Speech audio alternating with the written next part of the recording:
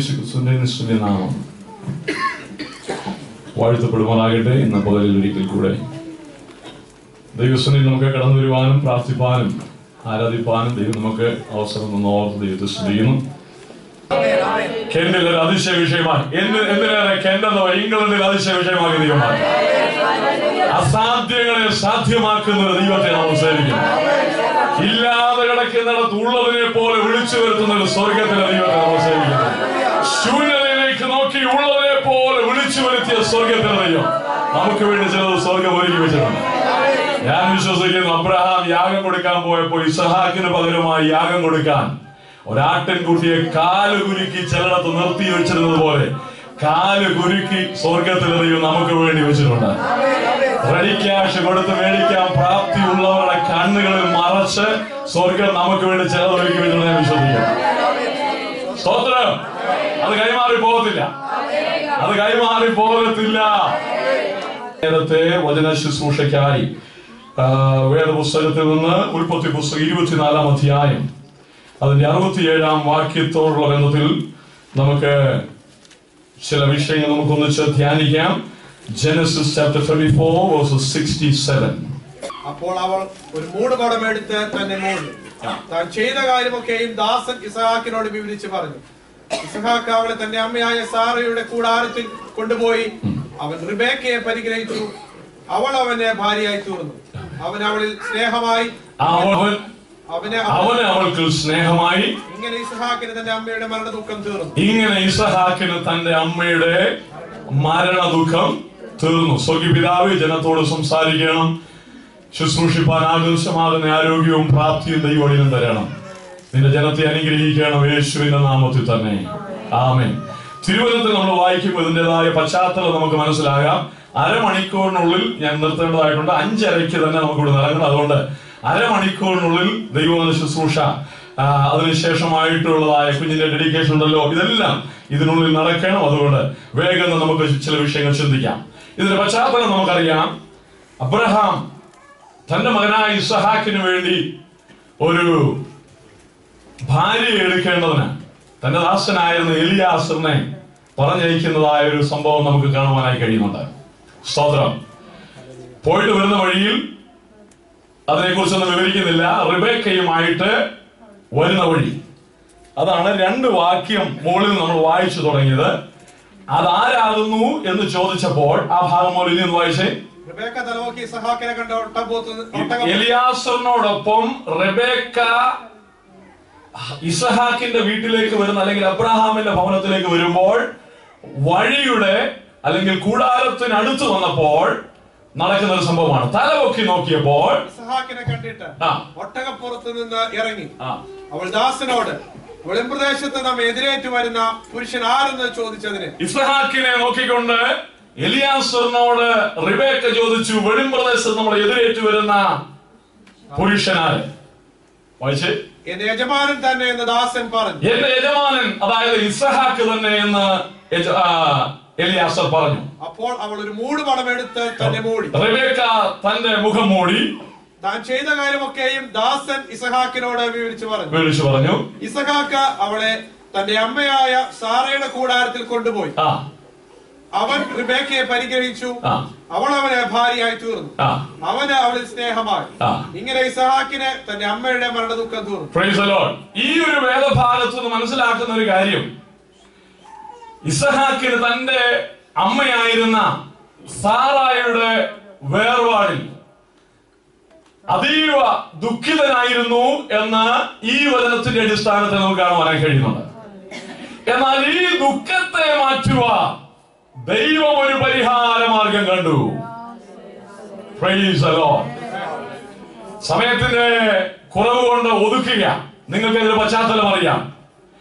ഇസഹാക്കിന്റെ ഹൃദയത്തിന്റെ നൊമ്പരം ഉടയവൻ കണ്ടു.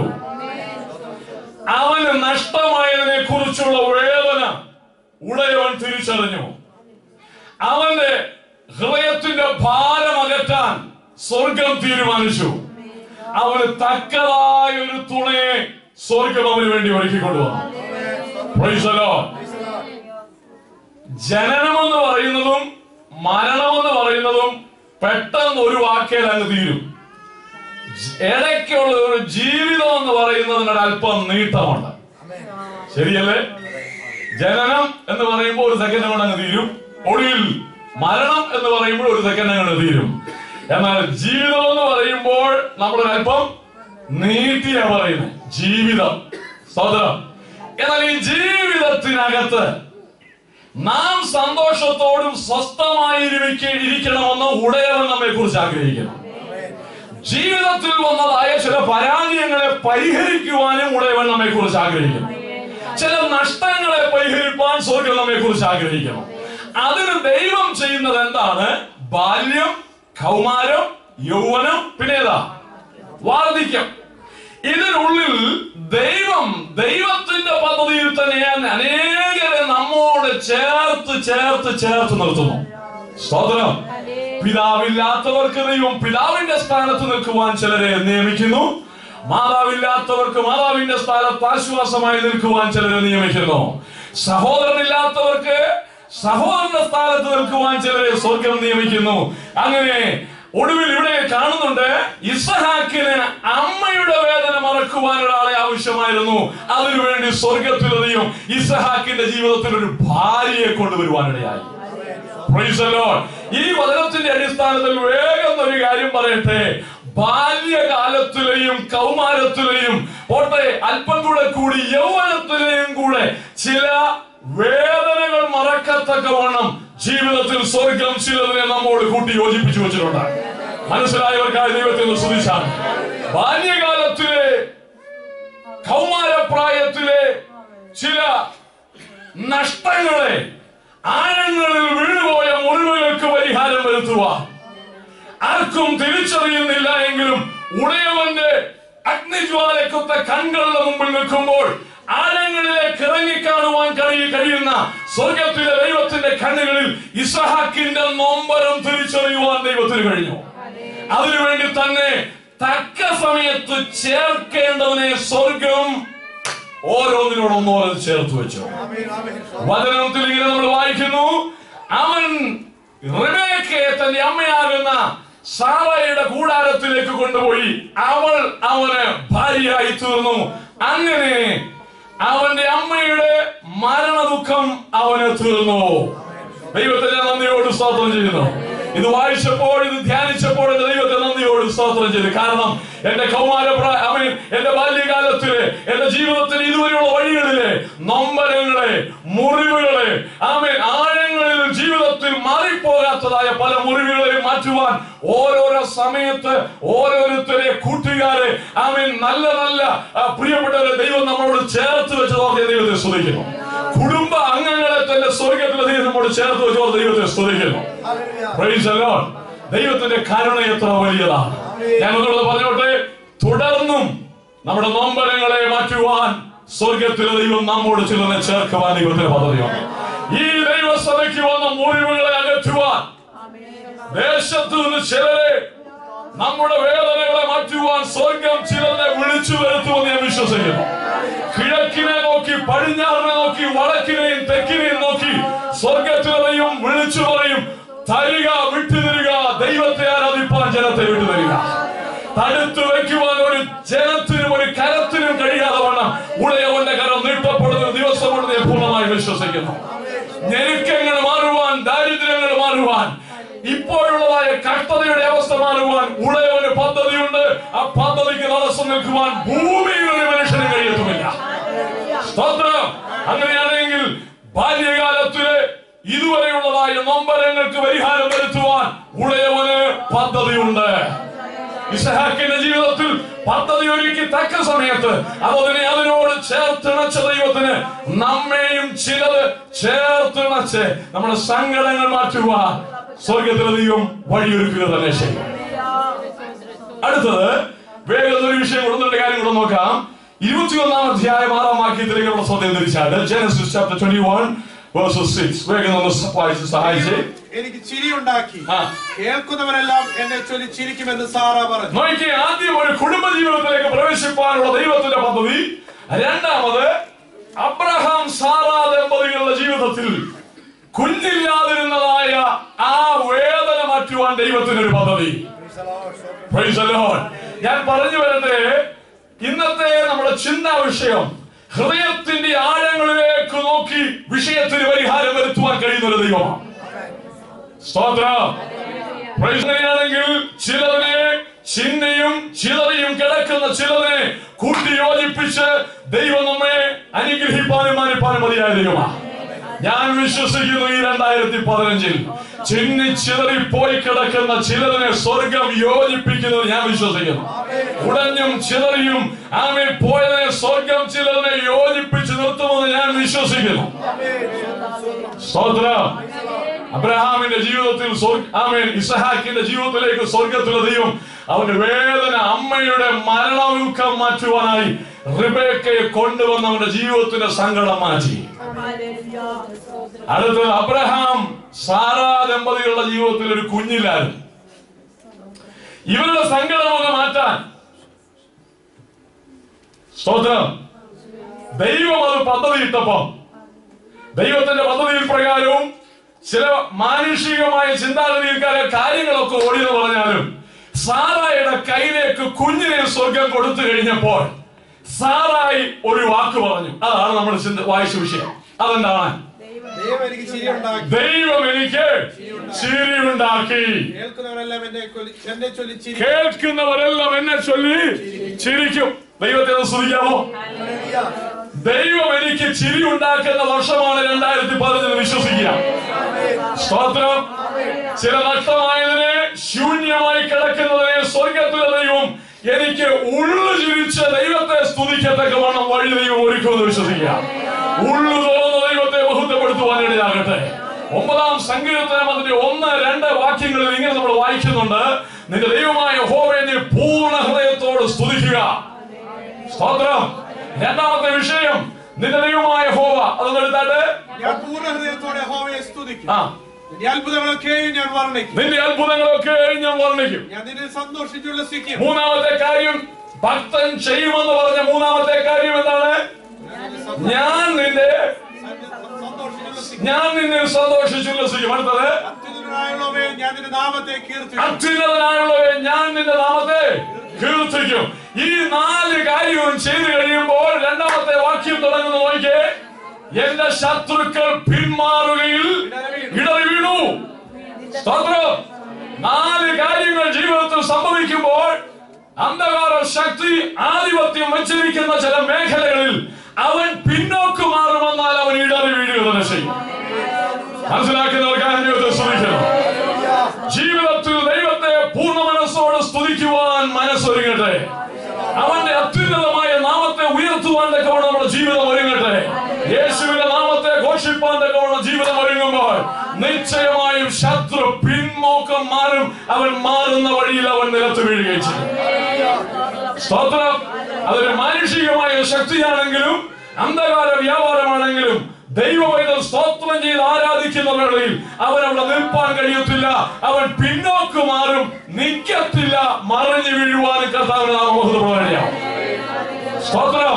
ഇത് പലവേളയിൽ ദൈവത്തെ ആരാധിക്കുവാൻ കടന്നു വരിക്കുന്ന ദൈവത്തിന്റെ വൈദ്യരെ ഒന്നാമത് ഇസഹാക്കിന്റെ ജീവിതത്തിലെ നൊമ്പരങ്ങളെ മാറ്റുവാൻ, ശൂന്യതയെ മാറ്റുവാൻ അവന്റെ ഉള്ളിലേക്ക് ഇറങ്ങിച്ചത് അവന്റെ അവസ്ഥയ്ക്ക് ഭേദം വരുത്തിയ സ്വർഗത്തിലെ ദൈവം. രണ്ടാമത് അബ്രഹാമിനെ കുറിച്ച് നമ്മൾ കാണുമ്പോൾ അവന്റെ ജീവിതത്തിൽ ഇല്ലാതിരുന്ന തന്റെ സകല സ്വത്തുക്കളും തന്റെ ദാസനായിരുന്ന എലിയാസറിന് കൊടുക്കേണ്ടി വരുമല്ലോ എന്ന് ഭാരപ്പെട്ട് പറഞ്ഞതായ അബ്രഹാമിന്റെ വാക്കുകളെ സ്വർഗത്തിലെ ദൈവം കണക്കിട്ടുകൊണ്ട് അവന്റെ ഭാര്യയാകുന്ന സാറായിൽ കൂടെ തന്നെ സ്വർഗത്തിലെ ദൈവം ആ കുടുംബത്തിന് ചിരി വരുത്തുവാൻ സ്വർഗം കനിഞ്ഞു. Praise the lord. കഴിഞ്ഞ കാലങ്ങളിൽ മുടങ്ങിക്കിടക്കുന്ന ചില വിഷയങ്ങൾക്ക് ഈ 2015 സ്വർഗം പരിഹാരം വരുത്തിക്കൊണ്ട് ജീവിതത്തിൽ ചിരി ഉണ്ടാക്കി തരുമെന്ന് വിശ്വസിക്കുന്നവർക്കായി ദൈവത്തെ സ്തുതിക്കുന്നു. അടഞ്ഞുപോയ ചില വഴികൾ കഴിഞ്ഞ കാലങ്ങളിൽ 2014-13 വർഷങ്ങളിൽ പറയപ്പെട്ട വാഗ്ദത്തങ്ങൾ ഈ നാളുകളിൽ സംഭവിക്കുമെന്ന് വാക്കു പറഞ്ഞതായ ചില വിഷയങ്ങൾ, മുടങ്ങിപ്പോയി കിടക്കുന്നതായ ചില വിഷയങ്ങൾക്ക് 2015 സ്വർഗത്തിലെ ദൈവം തന്റെ കരവതിന്റെ നീട്ടുമെന്ന് വിശ്വസിക്കാൻ കഴിയട്ടെ. സ്തോത്രം. പരമാർത്ഥ ഉള്ളത്തോട് ദൈവത്തെ നാം സ്തുതിച്ചു തുടങ്ങുമ്പോൾ സ്വർഗത്തിലെ ദൈവത്തിന്റെ നീതിയുടെ കരം വെളിപ്പെട്ടു തുടങ്ങുകയാണ്. ഹല്ലേലൂയ. വിശുദ്ധനാമത്തെ നാം ഉയർത്തി തുടങ്ങുമ്പോൾ ദൈവത്തിന് അടങ്ങിയിരിക്കാൻ കഴിയത്തില്ല. അവന്റെ കൽപ്പന വായു തുറന്നവരെ കൽപ്പന പുറപ്പെടുക്കുക തന്നെ ചെയ്യും. അതുകൊണ്ടാണ് വചനത്തിൽ നമ്മൾ ഇങ്ങനെ വായിക്കുന്നത്: കൽപ്പിച്ചു, അങ്ങനെ സംഭവിച്ചു. അവൻ അരുളി ചെയ്തു, അങ്ങനെ സ്ഥാപിതമായി. Praise the Lord. അവൻ കൽപ്പിച്ചു, അങ്ങനെ സംഭവിച്ചു. അവൻ അരുളി ചെയ്തു, അങ്ങനെ സ്ഥാപിതമായി. ഈ ഉടയവനെയാണ് ഞാൻ നിങ്ങളെ സേവിക്കുന്നത്. അവൻ ശൂന്യതകളെ മാറ്റുവാൻ, പരിഹാരം വരുത്തുവാൻ മതിയായത്. കുടുംബത്തിനകത്ത് ചിരി വരുത്തുവാൻ യേശു മതിയായവൻ. പരിഹാസ ചിരിയല്ല, സന്തോഷത്തിന്റെ ചിരി. സ്തോത്രം. ഒന്നുകൂടെ ഞാൻ പറയാം, കഴിഞ്ഞ കാലങ്ങളിലെ വാഗ്ദത്തങ്ങൾ ഇതുവരെ എന്തായി മുടങ്ങിക്കിടക്കുന്നു എന്ന് പറയുന്ന ജീവിതങ്ങൾ ആരെങ്കിലും ഇന്നു എന്നെ കേൾക്കുന്നുണ്ടെങ്കിൽ സ്വർഗം ചിലതിനെ എഴുന്നേൽപ്പിക്കുമെന്ന് വിശ്വസിക്കുക. സ്തോത്രം. Price the Lord. സ്വർഗം അത് ചെയ്യുക തന്നെ ചെയ്യും.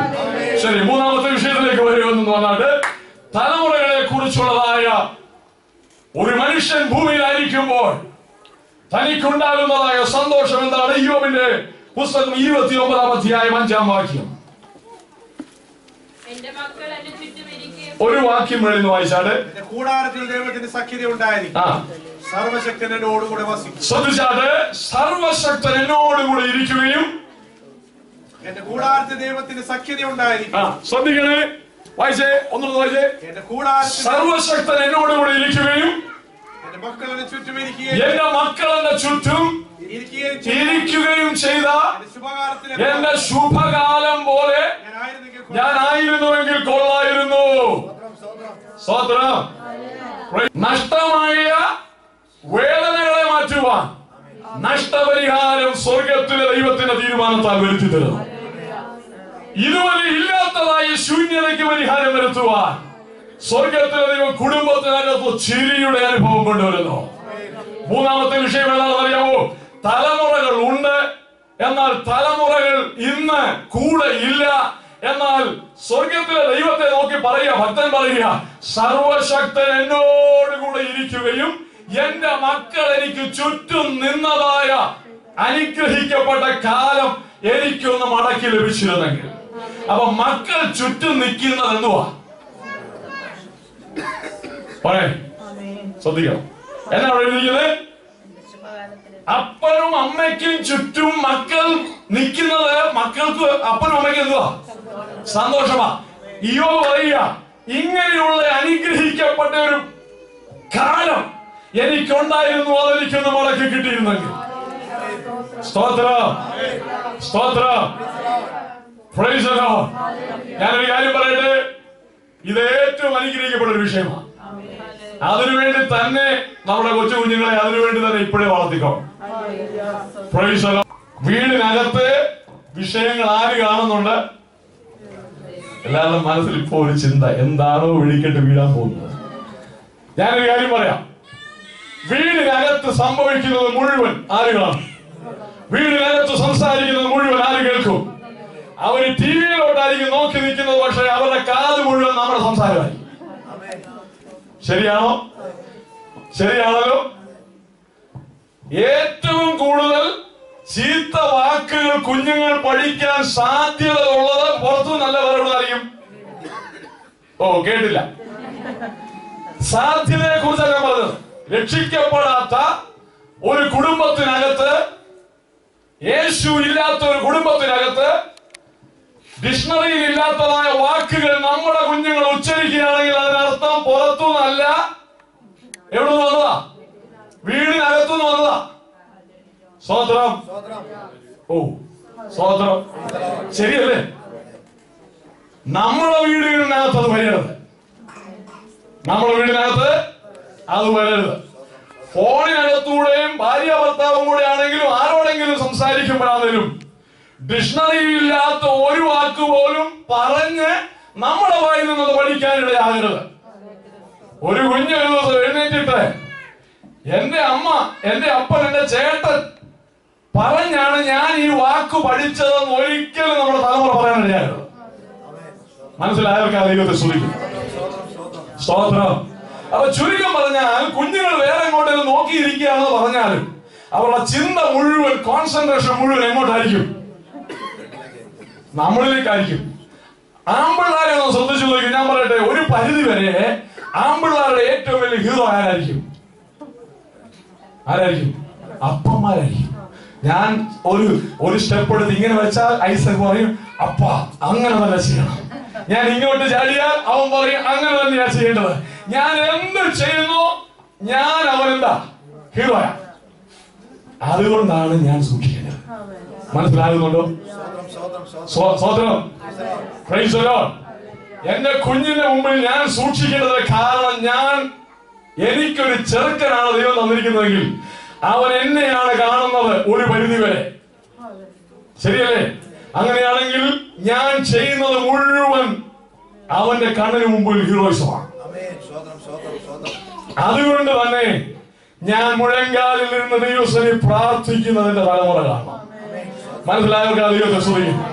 കണ്ണുനീരോടെ പ്രാർത്ഥിക്കുന്നത് എന്റെ തലമുറ കാണണം. ഞാൻ വേദപുസ്തകം വായിക്കുന്നത് എന്റെ തലമുറ കാണണമെന്ന്. സ്വതന്ത്രം. ഞാൻ സ്നേഹത്തോടെ ഇടപെടുന്നത് എന്റെ തലമുറ കാണണം. ഭാര്യയും ഭർത്താവും കൂടെ സ്നേഹത്തോടെ ഇടപെടുന്ന ആര് കാണണം? നമുക്കൊക്കെ ഒരു ലജ്ജയാ. പഴയ കാലത്തിലാണ് നമ്മളിന്നും. നമ്മളെല്ലാരോടും സ്നേഹത്തോടെ ഇടപെടണം. ആരോട് സ്നേഹത്തോടെ ഇടപെടത്തില്ല? ഭാര്യയോട് ഇടപെടത്തില്ല. സ്വതന്ത്രം. നമ്മളെല്ലാരോടും പേരും ചക്കരയും പഞ്ചാരയും. പക്ഷെ ഭാര്യയെ കാണുന്ന അല്ലെ ഭർത്താവിനെ കാണുമ്പോ എങ്ങനെയാ? സ്വതന്ത്രം പറയാണെന്ന് പറഞ്ഞേ. എന്ത് ഒന്ന് ചിന്തിച്ചു നോക്കിയ അവരെ കാണുമ്പോ മാത്രം നമ്മൾ ചെയ്യുന്നേ.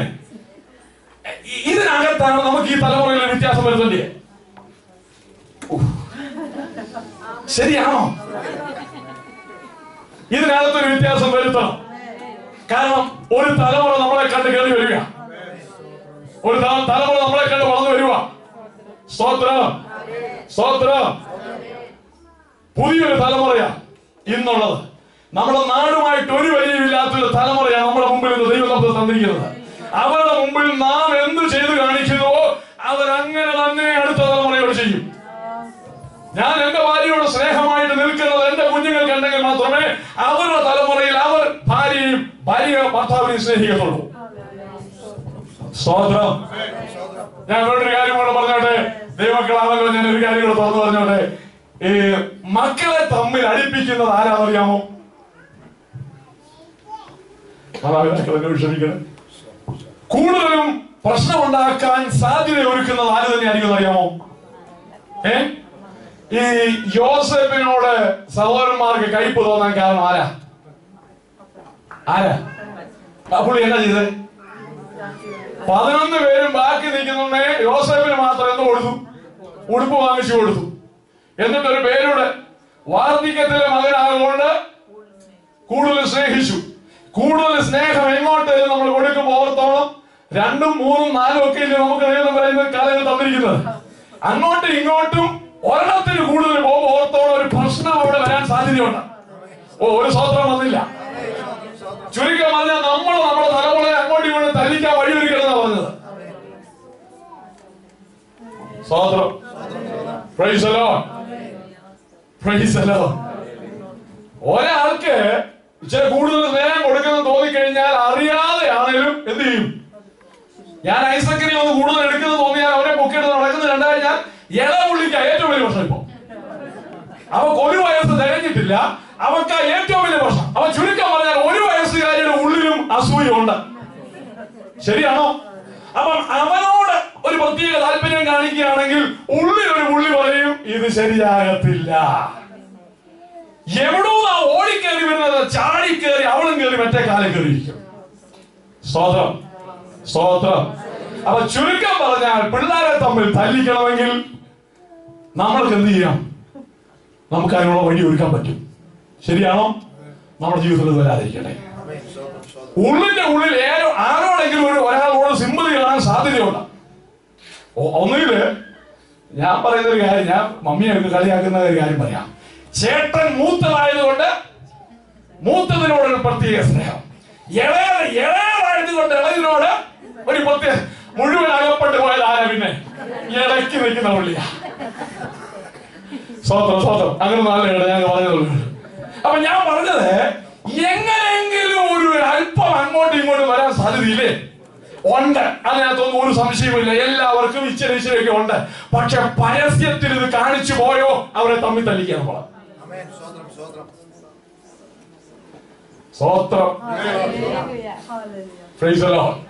നമ്മുടെ ജീവിതത്തിൽ വരാതിരിക്കട്ടെ. നമ്മുടെ ജീവിതത്തിൽ വരാതിരിക്കട്ടെ. സ്തോത്രം. ചിലപ്പോൾ ചില കളർ കുറവായിരിക്കും മൂത്തതിന് അല്ലെങ്കിൽ ഇളയതിന്, ചില വിദ്യാഭ്യാസം കൂടുതലായിരിക്കും, ചിലപ്പോൾ ചില കുറവായിരിക്കും. ഇതിനെ എല്ലാം നോക്ക്. നിന്റെ ചേട്ടനെ നോക്ക്, നിന്റെ ചേട്ടത്തിയെ നോക്ക്. നീ എങ്ങനെ ഇരിക്കുന്നേ? 4 കാല ജീവിയുടെ പേരങ്ങോട്ട് പറഞ്ഞിട്ട് നീ എന്താ? ഓ, മനസ്സിലായില്ല. 4 കാല് സാധനത്തിന്റെ കാര്യം പേരങ്ങോട്ട് പറഞ്ഞിട്ട് നീ എന്താ? അതാ. മറ്റേതിനെ നോക്ക്, അല്ല ഇതിനെ നോക്ക്, എത്ര നന്നായിട്ടിരിക്കുന്ന നോക്ക്. പറഞ്ഞു കഴിയുമ്പോ നമ്മൾ എന്താ ചിന്തിക്കുന്നത്? ചെയ്യുന്ന എന്തോ വാസ്തവത്തിൽ തമ്മിൽ തല്ലിക്കാൻ വേറെ ഒരൊറ്റ മാർഗം ഒരുക്കണ്ട.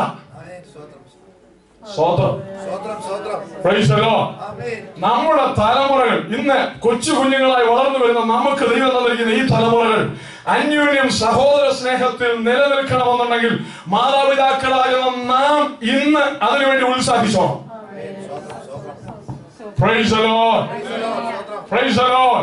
നമ്മൾ എന്താ ചെയ്യേണ്ടത് അറിയാമോ? അവരുടെ കണ്ണിന് മുമ്പിൽ ഒരു വ്യത്യാസം കാണിക്കാതെ നമ്മൾ അവരെ സൂക്ഷിക്കണം. ഒന്നാമത്തേത് ഉണ്ടായിരുന്നത് നഷ്ടമായി പോയ വേദന പരിഹരിക്കുവാൻ സ്വർഗം അടുത്തതൊന്ന് ക്രമീകരിച്ചു.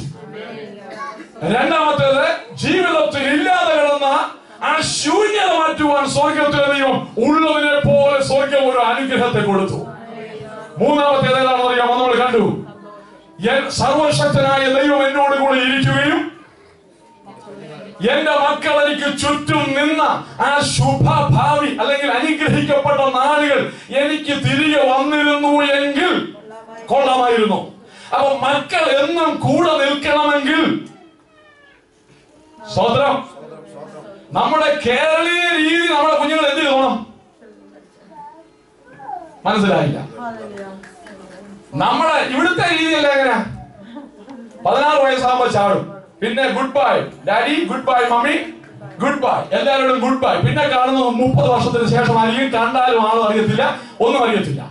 ഇത് ജീവിതത്തിൽ വരാതിരിക്കണമെങ്കിൽ എന്ത് വേണം? എന്ത് വേണം? മക്കൾ നമുക്ക് ചുറ്റും നിൽക്കത്തക്കവണ്ണം കുഞ്ഞുങ്ങളെ ശരിയായ രീതിയിൽ പിടിച്ചു കേൾക്കുക. സ്വതന്ത്രം. ഈ കൊച്ചു കുഞ്ഞുങ്ങൾ അവരുടെ ഹൃദയത്തിലേക്ക് ഇന്ന് കൊടുക്കുന്നത് നമ്മുടെ കയ്യിൽ നാളുകളേ ഉള്ളൂ. പക്ഷെ പുറത്ത് കാണുന്നത് മുഴുവൻ ഉള്ളിൽ കയറുക. 16-ാമത്തെ വയസ്സിൽ വേറെ വീട് അന്വേഷിക്കാമെന്ന് കൂട്ടുകാരൻ പറഞ്ഞു കൊടുക്കുമ്പോൾ നമ്മൾ വേണം പറഞ്ഞു കൊടുക്കാൻ, അല്ല നീ അങ്ങനെയുള്ളവരല്ല, എന്റെ കൂടെ ഒരു സമയകാലം വരെ നീ എന്റെ കൂടെ നിൽക്കാനുള്ളവരാ. സ്വതന്ത്രം. അപ്പൊ നോക്കിക്കേ, ഒന്ന് ചിന്തിച്ചു നോക്കിയ സഹോദരങ്ങളെ, ഇനിയിപ്പോ അടുത്ത തന്നെ അനികുഞ്ഞിന്റെ ഡെഡിക്കേഷൻ എത്രയും പെട്ടെന്ന് ആകട്ടെ. സ്വതന്ത്രം. മനസ്സിലായോ? എവിടെയാലും എത്രയും പെട്ടെന്ന് നമ്മുടെ സമയത്ത് തന്നെ കുഞ്ഞിന്റെ ഡെഡിക്കേഷൻ ആകട്ടെ. യേശുവിന്റെ നാമത്തിൽ സംഭവിക്കട്ടെ. പക്ഷെ അതുവരെ ഇതൊന്നും പറയാൻ പറ്റത്തില്ലല്ലോ. ഇങ്ങനെ ഒരു അവസരം വരുമ്പോഴല്ലോ നമുക്കൊന്ന് കൊടുക്കാൻ പറ്റുന്നല്ലോ. സ്വതന്ത്രം. അപ്പം എന്താ ചെയ്യുന്നേ? നമ്മുടെ ജീവിതത്തിൽ നമ്മുടെ കുഞ്ഞുങ്ങൾ നമ്മളെ കണ്ടു വളരുക. ഞാൻ ഇന്നാലും പറഞ്ഞു, ഒന്നുകൂടെ പറഞ്ഞോട്ടെ, 1-2 പ്രാവശ്യം പറഞ്ഞു, എന്നാലും അത് ആവശ്യമാണെന്ന് തോന്നുന്നു പറഞ്ഞോട്ടെ. അപ്പനായ ദാവീദ് അഭിഷക്തൻ മരിക്കാൻ കിടക്കുന്നവനെ ശലോമോനെ വിളിച്ചിട്ടൊരു കാര്യം പറഞ്ഞു. എന്താ അറിയാമോ? മോനെ, ഞാൻ നിന്റെ ഒളിച്ചോടുന്ന സമയത്ത് എന്ന് പറഞ്ഞാൽ ശത്രുവിന്റെ മുമ്പിൽ ഞാൻ ഒളിച്ചോടുന്ന സമയത്ത് പോകുന്ന വഴി എന്നെ ഒരുത്തൻ ശപിച്ചു. ആരാന്നറിയാമോ? ശിമയി. ശ്രദ്ധിച്ച മുഖ്യമായ ഒരു വിഷയമാണ്. ശിമയി എന്നെ ശപിച്ചു. പക്ഷേ ഞാൻ മരിക്കുക, നീ രാജ്യസ്ഥാനത്തേക്ക് വരികയും ചെയ്യുക, നീ അവന്റെ നരയെ സമാധാനത്തോടെ പാതാളത്തിൽ വിടരുത്. ഖാനമേറിയ ഒരു വിഷയം ഇട്ട് കൊടുക്കുന്നുണ്ടോ? അഭിഷക്തനായ ദാവീദേ, സന്തതിയെ വിളിച്ചു പറഞ്ഞു കൊടുക്കേണ്ടത് അതല്ല. മരിക്കുന്നതിന് മുമ്പ് കരപുരളാത്ത കൈക്ക് കര പുരളാൻ തലമുറയെ ഉപദേശിച്ചു കൊടുത്തിട്ടല്ല നീ ഭൂമിയിൽ നിന്ന് ജീവൻ നടന്നത്. കര കയ്യിൽ പുരളാതെ വണ്ണം വിശുദ്ധിയിലും നിർമ്മലതയിലും ജീവിപ്പാതൊക്കെ വേണം തലമുറയെ ഉപദേശിക്കുന്നതിന്റെ ആവശ്യമുണ്ട്. സ്തോത്രം. ദാവീദ് മരിച്ചു. പക്ഷേ ശലോമോൻ ശിമയെ വിളിച്ചു പറഞ്ഞു, ശിമയെ, ഞാൻ നിന്നോടൊരു കാര്യം പറയാം. എന്റെ അപ്പനോട് ചെയ്തതൊക്കെ എനിക്കറിയാം. പക്ഷെ നിന്നെ ഞാൻ വെറുതെ വിടുക. പക്ഷെ നിനക്ക് ഞാനൊരു കാലാവധി വെക്കുക. കിദ്രോൻ തോട് നീ എന്നെങ്കിലും അപ്പുറത്ത് കടന്നാൽ, അന്ന് നീ പോക്കാം. ഞാനൊരു കാര്യം ചോദിക്കട്ടെ, ശിമയോനെ, ക്ഷമിക്കണം, ശലോമോനെ, താങ്കൾക്ക് ഈ ശിമയോനോട് എന്തെങ്കിലും പേഴ്സണൽ വൈരാഗ്യമുണ്ടോ? അയ്യോ, എനിക്കൊരു പേഴ്സണൽ വൈരാഗ്യമില്ല. പിന്നെ എന്താ സംഭവിച്ചത്?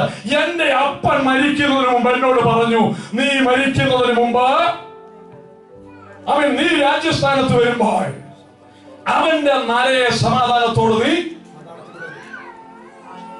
സ്വതം മാതാവേ, പിതാവേ, മൂത്ത സഹോദരങ്ങളെ, അനിയന്മാർക്കും അനിയത്തിമാർക്കും മക്കൾക്കും പറഞ്ഞു കൊടുക്കേണ്ടത് പ്രതികാരത്തിന്റെ ഉപദേശമാകരുത്. സ്വതം ഒരിക്കലും കറപുരളാത്ത കരങ്ങൾ രക്തക്കറ പുരളുവാൻ തക്കവണ്ണം തലമുറകൾക്ക് ഉപദേശിച്ചു കൊടുക്കുവാൻ ഒരു കാരണവശാലും ഇടയാകരുത്.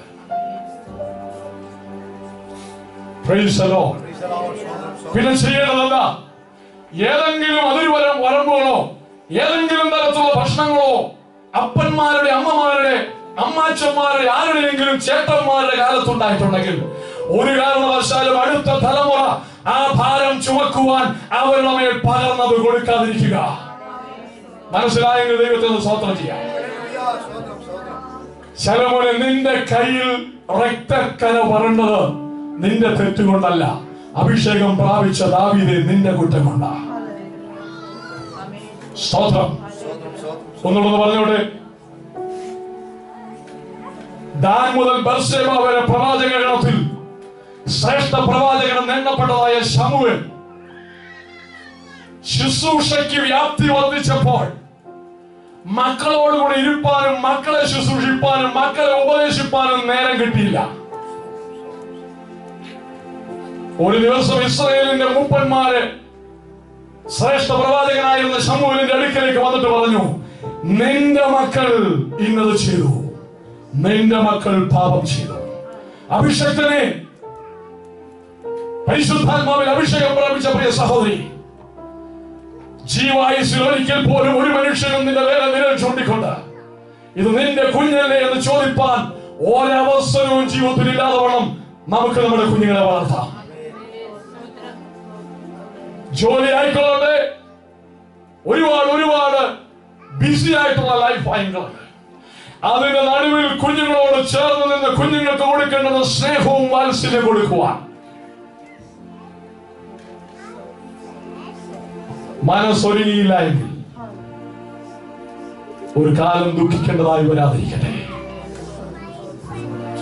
ഒരു ഉദാഹരണത്തോടെ ഞാനിത് അവസാനിപ്പിക്കട്ടെ. നമ്മുടെ കൊച്ചു കുഞ്ഞുങ്ങൾ, 2 വയസ്സ് 1 വയസ്സുള്ള കുഞ്ഞുങ്ങൾ അടുത്ത് വന്ന് ഒരു പേപ്പർ വരച്ച് കാണിച്ചത് എന്തെങ്കിലും ഒന്ന് കുത്തി വരച്ചത് കൊണ്ടായിരിക്കും നമ്മുടെ അടുക്കൽ വരുന്നത്. ശ്രദ്ധിച്ചേ, നമ്മളെല്ലാവരും ആ വിഷയം മനസ്സിലാക്കണം. അവരുടെ മനസ്സിൽ ആ പേപ്പറെ വരച്ച വര വലിയ താജ്മഹൽ വരച്ചതുപോലെയാ. മനസ്സിലാവുന്നുണ്ടോ? ഈ പേപ്പർ കൊണ്ട് നമ്മുടെ കൊച്ചു കുത്തി അടുക്ക് വന്ന് നിന്ന് കാണിക്കുമ്പം നമ്മൾ അവിടെ ഇവിടെ നോക്കി നിന്ന് കണ്ടെന്ന് പോലും വരുത്താതെ നമ്മൾ മാറി നിന്നാൽ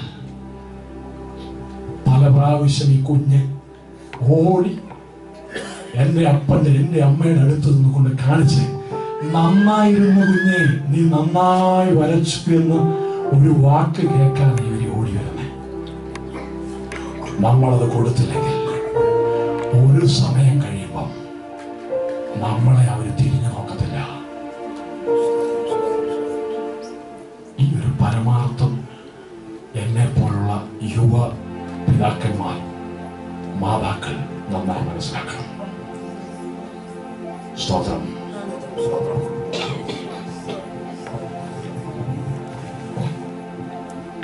നമ്മുടെ അറ്റൻഷൻ അവർ വിചാരിച്ചിരുന്ന, പ്രതീക്ഷിച്ചിരുന്ന ഒരു കാലമാണ്. ഒരു നല്ല ശതമാനം എന്റെ പ്രായത്തിൽ അല്പം കൂടുതലും കുറവുമായിട്ടുള്ള യുവ സഹോദരന്മാരാണല്ലോ ഇവിടെ ഇരിക്കുന്നത്. എന്റെ പിതാവും കൊച്ചൊഴികെ മമ്മിമാരൊഴികെ. ഞാനൊരു കാര്യം തുറന്നു പറയട്ടെ. കുഞ്ഞുങ്ങളുള്ള, പിഞ്ചു കുഞ്ഞുങ്ങളുള്ള പ്രിയപ്പെട്ടവരുടെ കാര്യം പറയട്ടെ. അവർ നമ്മുടെ അടുക്കൽ വരുന്നത് ഒരു കൊച്ചു വര കാണിച്ച്, നമ്മുടെ കണ്ണിന് മുമ്പിൽ ആ കൊച്ചു വര ഒന്നുമില്ല, പക്ഷേ ആ കൊച്ചു വര ആ പിഞ്ചു ഹൃദയത്തിന് വലിയതാ. ആ പേപ്പർ ഒന്ന് എടുത്തു വെച്ച് കുഞ്ഞ് നന്നായിരുന്നു എന്നൊരു വാക്ക് പറഞ്ഞാൽ ആ കുഞ്ഞ് അത്രത്തോളം സന്തോഷം നൽകുന്നില്ല. സ്നേഹം കൊടുക്കേണ്ടടുത്ത് സ്നേഹം കൊടുക്കുക. ചേർത്ത് നിർത്തേണ്ട കുഞ്ഞിനെ ചേർത്ത് നിർത്തണം. സ്തോത്രം. ആശ്ലേഷിക്കുമ്പോൾ ചെയ്തു കൊള്ളുക. കുഞ്ഞുങ്ങളത് പ്രതീക്ഷിക്കുന്നു. പ്രത്യേകിച്ച് നമ്മുടെ നാട്ടിൽ അത് കുഴപ്പമില്ലായിരുന്നു. കാരണം നമ്മുടെ കുഞ്ഞുങ്ങളത് കാണുന്നില്ല എന്നോട് പറയാം. നമ്മുടെ ഈ തലമുറയിൽ എന്റെ പ്രായത്തിലുള്ളവർക്കും അതിനേക്കാൾ അല്പം കൂടെ മുകളിലേക്കുള്ളവർക്കും നമ്മുടെ ആയുസ്സിൽ നമ്മുടെ കാലഘട്ടത്തിൽ കേരളത്തിൽ അങ്ങനെ ഒരു പതിവില്ല. എന്നാൽ എന്റെ കുഞ്ഞുങ്ങളുടെ പ്രായത്തിൽ വളരുന്ന യുവ തലമുറകളുടെ കുഞ്ഞുങ്ങൾ, ഇന്നുള്ള ഈ കുഞ്ഞുങ്ങൾ, അവർ പുറത്ത് കാണുന്ന ഒരു കാഴ്ചയുണ്ട്. അവരുടെ ആ കൂട്ടുകാരുടെ അപ്പനും അമ്മയും അവർക്ക് കൊടുക്കുന്ന സ്നേഹം കണ്ടു വളരുന്ന പിഞ്ച് ഹൃദയങ്ങളാണ് നമ്മുടെ വീട്ടിലുള്ളത്. അവർ ചോദിച്ചില്ലെങ്കിലും അവരത് പ്രതീക്ഷിക്കും. മനസ്സിലായോ? അവർ ചോദിക്കത്തില്ല, പക്ഷെ അവരുടെ ഉള്ളിലൊരു തേങ്ങലുണ്ട്. ഒരു ഹഗ്ഗിന് വേണ്ടി കൊതിക്കുന്ന ഉള്ളമുണ്ട്. പിതാവേ, പ്രിയമാതാവേ, അത് തള്ളിക്കളയരുത്. അത് തള്ളിക്കളഞ്ഞാൽ നാളെ ഒരിക്കൽ പോലും അതിനൊരു അവസരം ഉണ്ടായി വരത്തില്ല. ഞാനൊന്നുകൂടെ പറയാം. ഈ കാലഘട്ടത്തിൽ അതിന് നാം മനസ്സ് വെച്ചില്ലെങ്കിൽ ആ പിഞ്ച് ഹൃദയത്തിന്റെ നൊമ്പരം മനസ്സിലാക്കാൻ ഇന്ന് നമ്മുടെ നാടൻ രീതി അറിയാത്ത ഈ തലമുറയുടെ കാര്യം പറയുന്നത്. നാടൻ തലമുറയുടെ കാര്യമല്ല, ഈ തലമുറ സകലവും കണ്ട് ഈ രാജ്യത്തിന്റെ നിലവാരം കണ്ടു വളരുന്ന തലമുറ ഇത് മുഴുവൻ പ്രതീക്ഷിക്കുന്നു. അത് കൊടുത്തില്ല എങ്കിൽ വലിയ നഷ്ടം നമുക്കുണ്ടാകും. ഒരു സമയം വരും നമുക്ക് അവരത് ചേർത്ത് നിർത്തണമെന്ന് ആഗ്രഹം ഉണ്ടാകും. അവർ നിൽക്കത്തില്ല. അവരെ നടത്തി വിളിച്ചെടുത്തണമെന്ന് ആഗ്രഹം കാണും, പക്ഷെ ഇരിക്കത്തില്ല. നഷ്ടപ്പെടുത്തരുത്.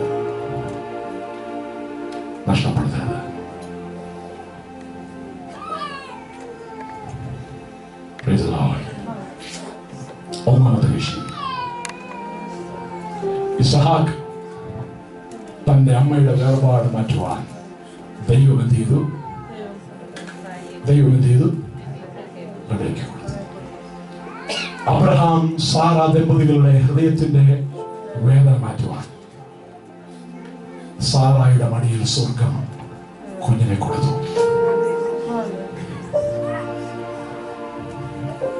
ഇയ്യോബ് പറഞ്ഞു, സർവശക്തൻ എന്നോടുകൂടെ ഇരിക്കുക.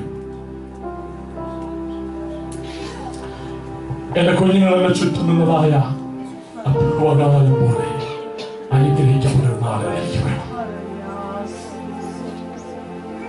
മാതാപിതാക്കളോടൊരു കാര്യം പറഞ്ഞവിടെ, കുഞ്ഞുങ്ങളുടെ മാതാപിതാക്കൾ കഴിയുമെങ്കിൽ ഒരു ദിവസം ഒരാഹാരം ഒന്നിച്ചു കഴിയണം. ഞാനതോടെ പറയാം.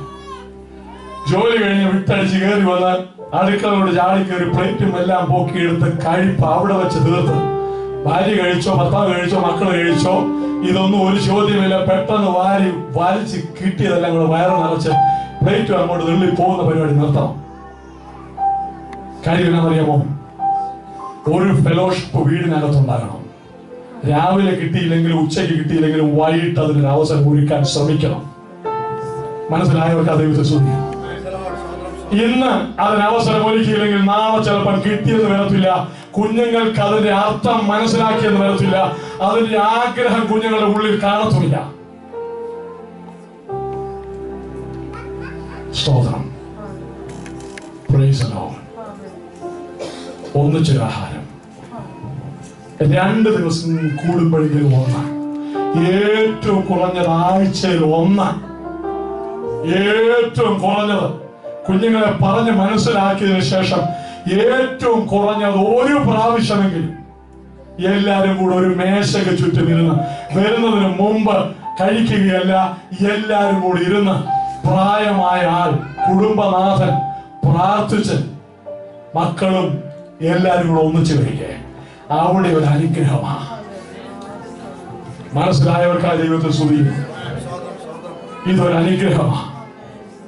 ഇന്ന് നമ്മളത് ചെയ്തില്ലെങ്കിൽ പലയിടത്ത് നമ്മളത് കാണുമ്പോൾ ആഗ്രഹിക്കും. നഷ്ടബോധം നമ്മെ വെറുതെ വിടത്തുന്നില്ല. ഞാനൊന്നുകൂടെ പറയാം. ഇന്ന് നാം അതിന് ആരംഭം വിട്ടില്ലെങ്കിൽ നാളെ പലയിടത്തും നമ്മളത് കാണുമ്പം അതിനുവേണ്ടി ഒന്ന് കൊതിക്കും. പക്ഷെ നഷ്ടബോധം നമ്മളെ ജീവായുസ് മുഴുവൻ കൊല്ലും.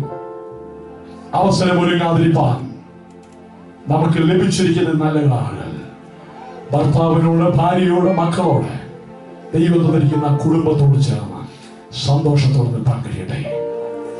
സ്തോത്രം, സ്തോത്രം. ഞാൻ കല്യാണം കഴിച്ച കാലത്ത് ഒന്നും തലൊന്നും കേട്ടിട്ടില്ല, ഒന്നും അറിയത്തില്ലായിരുന്നു. ഭാര്യയെ സ്നേഹിക്കണം ഒന്നും അറിയത്തൊന്നുമില്ല. ഇതൊക്കെ നമ്മളെ കേട്ട് കുറഞ്ഞു പോകുന്നത് പോലെ.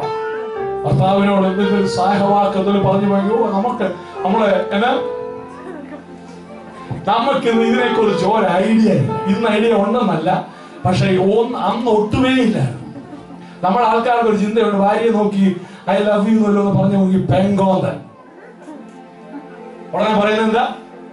ഭാര്യയെ നോക്കി ഒരു നാട്ടുകാരുടെ ഭാര്യയോട് പറയാൻ പറ്റുമോ ഐ ലവ് യു? സ്തോത്രം. ശരിയാണോ? എന്റെ പൊന്നു കൂടെ പറഞ്ഞ ശരിയാണോ? അപ്പൊ പിന്നെ ആരോടാ പറയേണ്ടിയ? ഭാര്യ ഭർത്താവിനോടും പറയണം, ഭർത്താവ് ആരോടും പറയണം. ചില തീരുമാനങ്ങളൊക്കെ ഇവിടെ നടക്കുന്നുണ്ട്. ഉണ്ടെന്ന് എനിക്കറിയാമെന്ന്. സ്തോത്രം, സ്തോത്രം. വീടിനകത്ത് അത് പറയേണ്ടത്. കുഞ്ഞുങ്ങളെ നോക്കി പറയണം, മക്കളെ എനിക്ക് ഇതിനെ ഇഷ്ടമാണെന്ന് പറഞ്ഞു. ഒരു സമയത്ത് ലിയായെ നോക്കി, മോളെ എനിക്ക് ഇതിനെ ഇഷ്ടമായി. ലിയ മോളെ I love you so much എന്ന് പറയുന്നത്. I know why calling me now. പപ്പായ്ക്ക് എന്നോട് ഇഷ്ടമാണെന്ന് പറയാനില്ലേ വിളിക്കുന്നത്. അവർക്ക് അതങ്ങ് എന്താ ഒരു കാലഘട്ടത്തിൽ അങ്ങ് ബോറായി. കാരണം കേട്ട് കേട്ട് കേട്ട് കേട്ട് എന്തായി? ഓ, Papa is going to tell me that he loves me. So what? What's the big deal? പക്ഷേ ചിന്തിക്കുക, നാം അത് കൊതിക്കുന്നുണ്ടെങ്കിൽ നമ്മുടെ കുഞ്ഞുങ്ങൾ കൊതിക്കുന്നുണ്ട്. നഷ്ടമാക്കല്ലേ. ഞാൻ ഒരു കാര്യം കൂടെ പറഞ്ഞേക്കാം. ഹേമാന്റെ വീട്ടിൽ എത്ര മക്കളുണ്ടായിരുന്നു? ഹേമാൻ 14 മക്കൾ. എനിക്കൊരു ആഗ്രഹമൊന്നും ഇല്ലാതിരുന്നൊന്നുമില്ല. പക്ഷേ ഞാൻ ഒരിക്കൽ തമ്പാറടിക്കാൻ ഒരുത്തരും ഗിറ്റാർ അടിക്കാൻ ഒരുത്തരും മൈക്ക് പിടിച്ച് പാട്ട് പാടാൻ 2-3 പേരും എല്ലായിടത്തും അവിടെ ഇവിടെ എല്ലായിടത്തും വീട്ടിൽ പിള്ളാരാന്ന് പറഞ്ഞാൽ എന്തിന്റെയും കുറവുണ്ടാവില്ല. ചിരിക്കുന്നുണ്ട്, ആമയും പറഞ്ഞതൊക്കെ ഉണ്ട്. പക്ഷെ ഒരു പേടി, നമ്മളെ ആരും കളിയാക്കുമോ? ഞാൻ ധൈര്യമായിട്ട് പറയുന്നില്ലേ ഒന്ന്, പിന്നെ നിങ്ങൾക്കല്ല പേടി. സ്തോത്രം, പ്രൈസ് ദി ലോർഡ്. തീരുമാനങ്ങളുണ്ടല്ലോ, കർത്താവ് അനുഗ്രഹിക്കട്ടെ. ഞാൻ പറഞ്ഞൊരു സാരം, ഇവരെല്ലാം ഈ 14 പേരും ദേവാലയത്തിലെ ശുശ്രൂഷകന്മാരാണ് നൽകിയിരിക്കുന്നത്. ഞാനിത് ആഗ്രഹിച്ചു എന്ന് പറഞ്ഞതിന് പിൻപിലുള്ള രഹസ്യം എന്താണെന്ന് അറിയാമോ? 14 പേരും, ഹേമാന്റെ 14 പേരും ദേവാലയത്തിലെ ശുശ്രൂഷക്കാരായി. ഇതുപോലൊരു ഭാഗ്യം പറയുണ്ടോ? എന്റെ തലമുറയിൽ എന്റെ ചെറുക്കൻ എഴുന്നേറ്റ് വേദപുസ്തകം സംസാരിക്കുന്നത് പോലൊരു ഭാഗ്യം എന്റെ ജീവിതത്തിലുണ്ടോ? സൗകര്യം ആഗ്രഹിക്കുക, ദൈവം അത് ചെയ്യുന്നേ. നമ്മൾ ഈ തലമുറയിൽ നമ്മൾ ഇരിക്കണം. പപ്പാ കൊണ്ടിരിക്കും, ഞാൻ സംസാരിക്കാൻ പറ. ഞാൻ അതിനുവേണ്ടി കൊതിക്കുക. എന്റെ ചെറുക്കൻ പപ്പാ കൊണ്ടിരിക്കും, പപ്പാ ഞാൻ ഇത് ശുശ്രൂഷിക്കണേ. ആയിക്കോട്ടെ മോനെ, നീ ശുശ്രൂഷിക്കേ. യേശു അത് ചെയ്യുമെന്നേ. നാം സേവിക്കുന്ന കർത്താവ് അത് ചെയ്യുമെന്നേ. നാം ആരാധിക്കുന്ന കർത്താവ് നമ്മുടെ തലമുറകളെ എഴുന്നേൽപ്പിക്കുമെന്നേ. ഇന്ന് ഒളിഞ്ഞു കിടക്കുന്നതെല്ലാം പുറത്തു വരും. ഒളിഞ്ഞു ഒളിഞ്ഞു മാറിയിരിക്കുന്നതെല്ലാം രാജാവാകാൻ വിളിച്ചതാ ശൗലിനെ. പക്ഷെ അഭിഷേകം ചെയ്യാനായി വിളിച്ചു നോക്കിയപ്പം സാധനങ്ങളുടെ പോയി ശൗൽ ഒളിഞ്ഞിരിക്കുക. ചില ആൾക്കാർ ചിലർ ഒളിഞ്ഞൊളിഞ്ഞിരിക്കുക. സ്വർഗം ചിലരെ പുറത്തെടുക്കും. തലമുറകളെ സ്വർഗം പുറത്തെടുക്കും. ഒറ്റ കാര്യം കൂടെ വായിച്ച് പ്രാർത്ഥിക്കാം. മീഖ 4:4. മുദ്രവളിയുടെ കീഴിൽ അത്തിവൃക്ഷത്തിന്റെ കീഴിലും പാർക്കും, ആരും അവരെ ഭയപ്പെടുത്തുകയില്ല. പാർപ്പിടത്തിന്റെ കാര്യമാണ് 4ാമത്തെ വിഷയം.